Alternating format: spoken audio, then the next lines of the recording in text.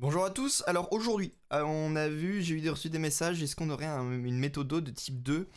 Non, c'est vrai qu'on n'en a pas fait ensemble, j'ai pas fait de méthodologie directement vu qu'on le fait beaucoup de fois, mais de méthodologie pour l'exercice de type 2, je me suis dit bah tiens, pourquoi pas le faire en vidéo? Donc aujourd'hui, on se prend un test, vraiment un type d'exercice qui pourrait tomber là, le lundi après les vacances, pour un contrôle qui pourrait arriver sur la génétique, sur les enzymes, etc. Et donc aujourd'hui, on reprend un type d'exercice qui ressemble à ce qui pourrait tomber, et on voit ensemble comment est-ce qu'on pourrait faire tout ça. Donc, dans un premier temps, utilisez, je vous le dis toujours, un brouillon.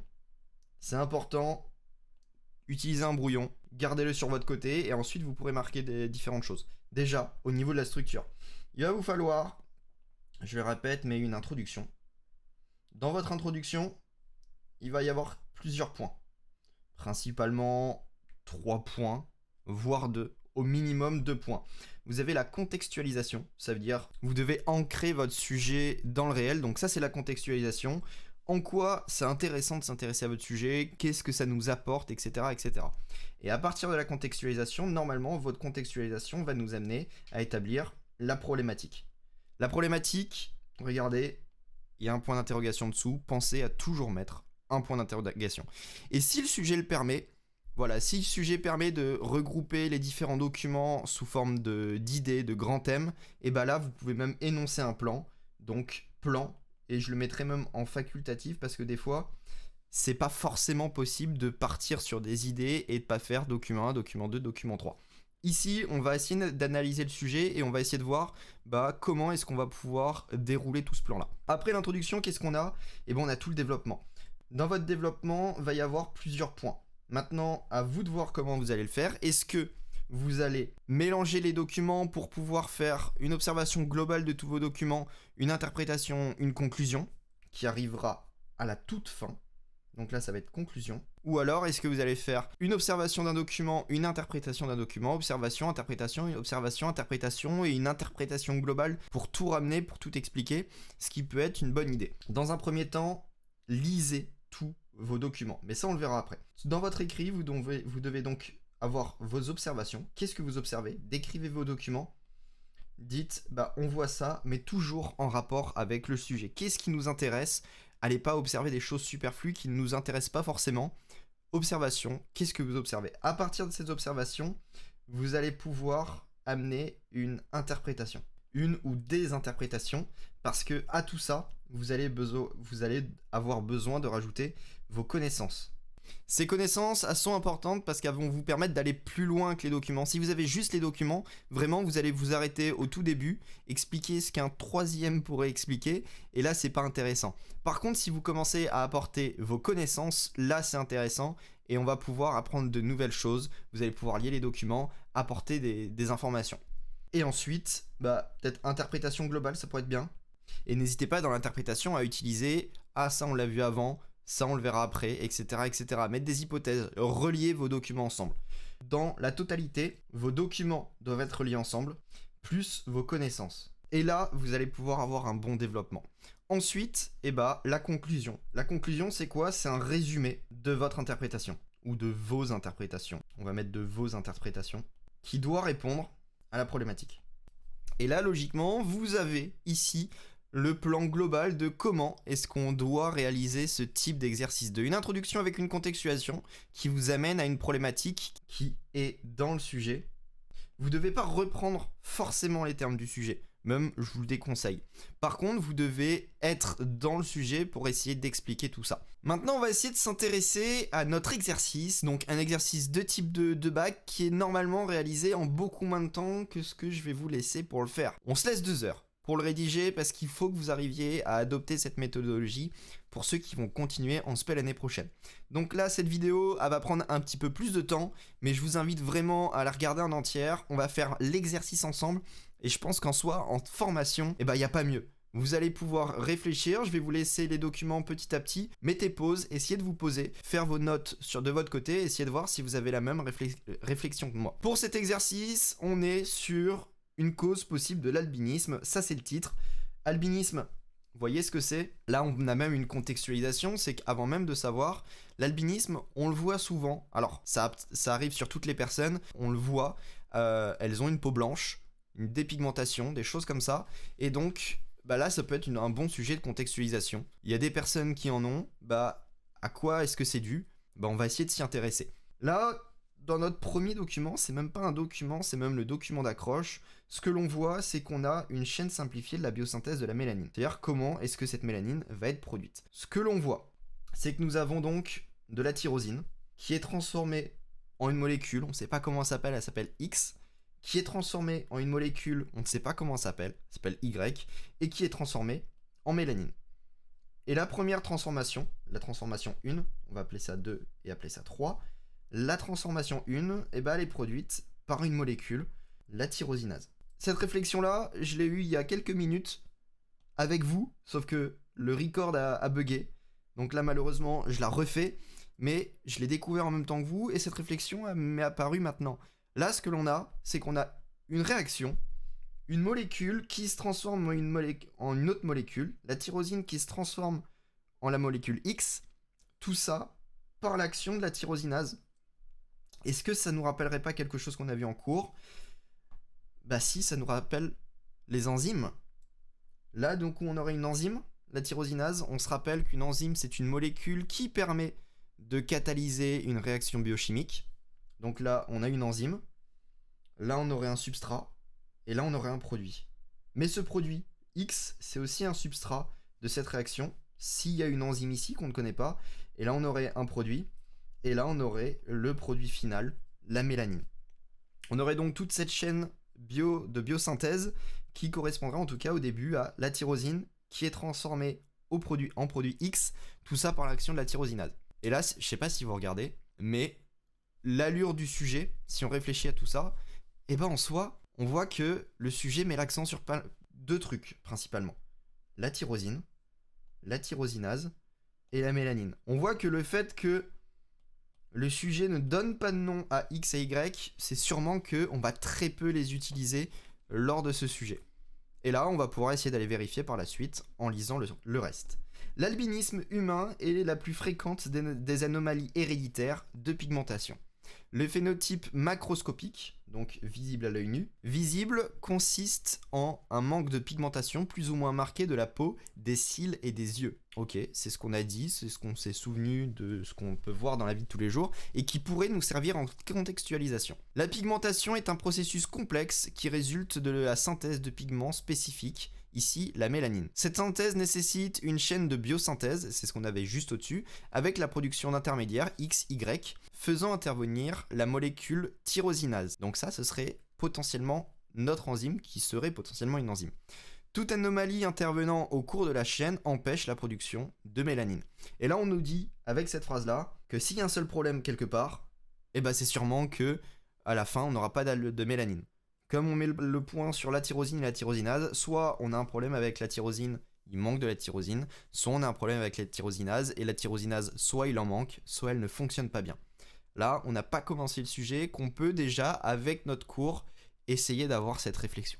Alors, la réflexion, je l'ai rapidement, effectivement, mais vous pouvez très bien l'avoir en prenant plus votre temps, et c'est pour ça que vous avez 2 heures. Penchez-vous sur le sujet et réfléchissez tranquillement. Maintenant, expliquez comment peut apparaître un phénotype albinos chez un individu. L'objectif, c'est d'expliquer l'origine de ce phénotype-là. Pour ça, on va regarder les différents documents. On voit qu'on a un premier document qui a l'air d'être une expérience et qui a l'air d'être une deuxième expérience juste en dessous. Et ensuite, on a un document 2 qui a l'air d'être la succession, la séquence moléculaire donc visible sur un logiciel. Anagène, c'est la même chose que Génigène qu'on utilise, mais c'est juste un petit peu plus austère. On va commencer par observer la production de mélanine in vitro chez des champignons de Paris. In vitro, c'est dans des tubes à essai dans un laboratoire, c'est à mettre en opposition avec in vivo, qui serait directement dans un être vivant. Qu'est-ce qu'on lit ? Il est possible de produire la chaîne de biosynthèse de la mélanine in vitro avec des champignons de Paris. Ils produisent naturellement de la mélanine et noircissent lorsqu'ils sont coupés. Donc là déjà, on apprend qu'on utilise des champignons de Paris. Pourquoi ?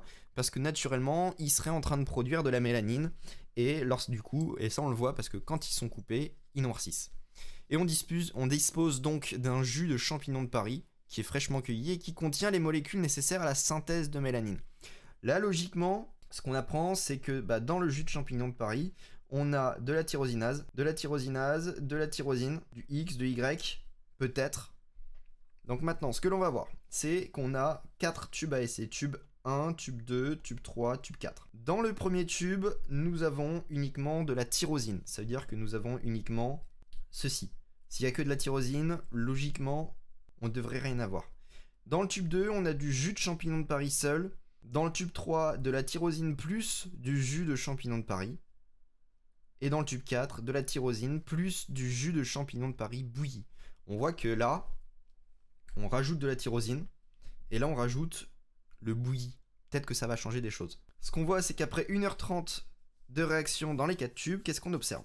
Le tube 1, on n'a pas de formation de mélanine. Tube 2, pas de formation de mélanine. Dans le tube 3, on a de la formation de mélanine, ça nous l'est indiqué par le document juste là. Et dans le tube 4, on n'a pas de formation de mélanine. Qu'est-ce qu'on peut déduire de tout ça ? Qu'est-ce qu'on peut en apprendre ? Tyrosine seule, peut-être qu'il manque la tyrosinase. Dans le jus de champignon de Paris, on pensait qu'il pouvait produire de la mélanine seule, mais si tout seul ici, il n'arrive pas à en produire, peut-être que cette fois-ci, il manque peut-être uniquement la tyrosine. Quand je mets le AS au-dessus, c'est la tyrosinase. Quand je mets pas le AS dessus, c'est la tyrosine. Documente dans le tube 3, cette fois-ci, on a de la tyrosine, visible en haut. On a de la tyrosinase, visible normalement dans le jus de champignon de Paris. On le suppose, vu qu'on nous dit qu'ils arrivent à le produire seuls. Et qu'est-ce qu'on observe dans le document, dans le tube 3 ? Effectivement, on a bien tyrosinase plus jus de champignon de Paris. Donc là, ça fonctionne. Et ensuite, tube 4, tyrosine plus jus de champignon de Paris. Cette fois-ci, qu'est-ce qu'on observe ? Pas de formation. Pourquoi ? Peut-être qu'il va y avoir un aspect avec le bouilli. Alors, on va pouvoir essayer de le voir juste après, mais ça nous l'est expliqué. Si on le sait pas maintenant, on pourra essayer de remonter dans ce document-là et tout nous est expliqué. Maintenant, un point important à soulever, c'est que lorsque vous ferez votre rédaction, lorsque vous expliquerez, et là on a ce qui s'appelle les témoins. On a le tyrosine seul qui serait donc, on essaye de voir, est-ce que ça produit tout seul ? Non, ça produit pas parce qu'il nous manque déjà, ça on le sait, la tyrosinase. S'il y a de la tyrosine toute seule, elle va pas pouvoir produire toute seule de la mélanine. Et donc là on a donc un témoin.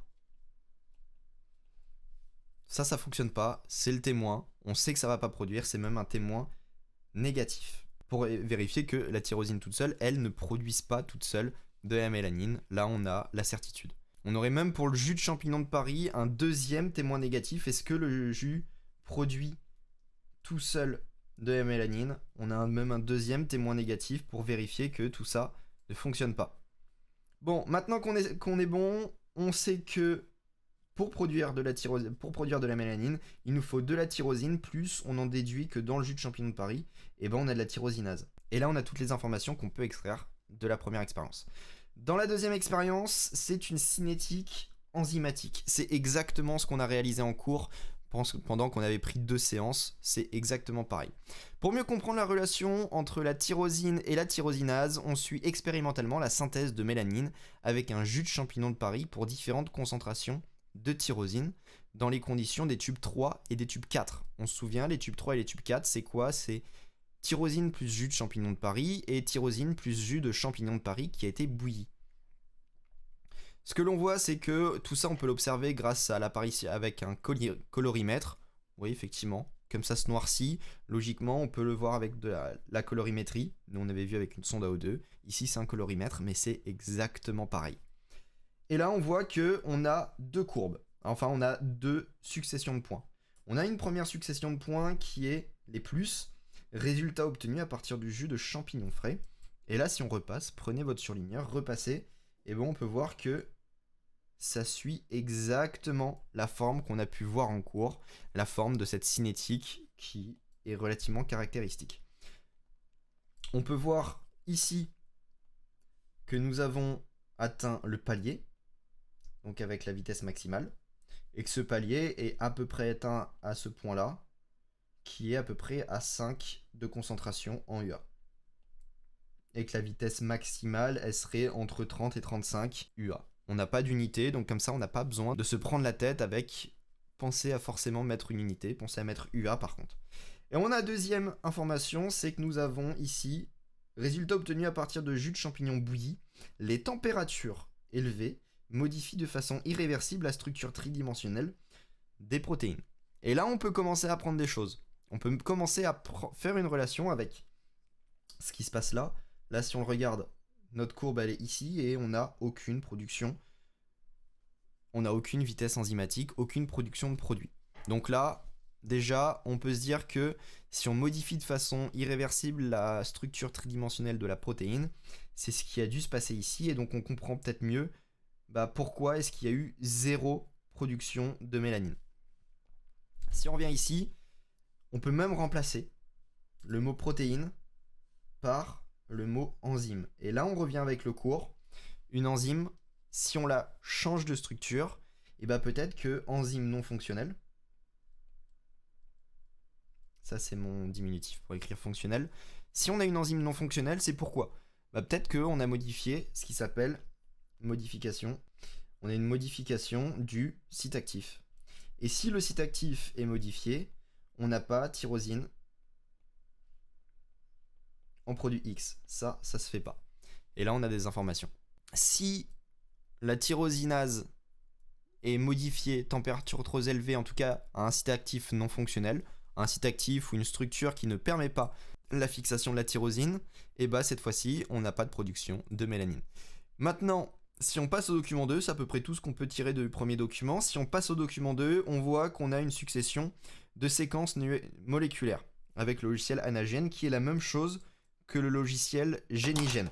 Pour ça, ici, quand on regarde, on voit qu'on a des séquences de la tyrosinase avec tyrcode 1 qui se trouve juste là.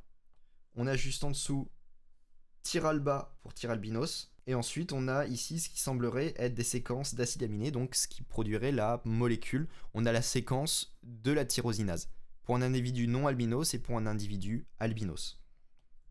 Ce qu'on va faire, c'est qu'on va directement regarder notre séquence de nucléotides et ce que l'on peut voir, c'est que on a une modification ici. On a donc un A à la place d'un G sur ce qui semblerait être le 1147e nucléotide, si je ne me trompe pas. C'est ça. Donc le 1147e nucléotide. Ça semblerait être lui. Ici, on semblerait être là. Là. Ok. Donc là, on a ce qui s'appelle une substitution. Substitution, ça on l'avait vu, vous l'aviez vu avec Madame Chandoul en début d'année. On en avait reparlé après. Une substitution du nucléotide G, donc guanine, de la guanine, en adénine. Et là, on a notre origine moléculaire au niveau de l'ADN, donc notre modification de l'information génétique. Maintenant, ils ont été sympas, ils nous ont donné directement la succession d'acides aminés, donc de la protéine. Et là, ce que l'on peut voir, c'est que cette substitution de G par A, ça a provoqué une modification des acides aminés. On n'a pas ASP, on a ASN. On ne demandera pas de connaître le nom des acides aminés. En tout cas, ce que l'on observe, c'est que on a ASP qui est remplacé par ASN au niveau du 183e acide aminé. AA, c'est acide aminé. Et là, on a notre information. Cette substitution de la guanine par l'adénine dans le gène, dans l'allèle, de la tyrosinase des personnes albinos a provoqué une modification du 383e acide aminé de l'ASP par l'ASN. Et là, on le sait tous, on l'avait vu en cours, peut-être que cet acide aminé, soit cette modification-là, ça a modifié la structure de l'enzyme, peut-être qu'elle n'a pas la même forme, et donc le site actif ne joue plus son rôle, ne fonctionne plus, soit directement modification d'un acide aminé du site actif. Et là, on n'a pas plus de précision que ça. Et là, on a toutes nos informations.